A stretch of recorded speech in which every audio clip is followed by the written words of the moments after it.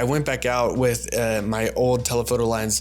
If you stayed up to date with my channel, you know I had this really cheap vintage telephoto 200 millimeter, and it sucked. I got this image off of it. I still think it kind of sucks, but not the image sucks, the lens sucks. But recently I got a 500 millimeter lens and it's a lot better. To this image, I followed this heron for about 2.5 hours when I was only planning to be out for maybe like a 40-minute walk. Hey, he was like, you're taking pictures, I'm gonna stay close to you so you can take cool pictures of me. I got sunburned and that part sucked, but I got a lot of nice pictures, and this is one of them, which I think is nice because of how kind of harsh the light is hitting the bird, but obviously it just caught a big fish, and it's like, wow, that fish is like too big for it to eat, but it did eat it. It's just like, I don't need perfect sharpness. I've said it 100 times, but this is just like off to the degree that it just bothers me in a way, and like the kind of feels grainy, I don't know. And then in the background, that stick coming out of the water and then reflecting that back down on the water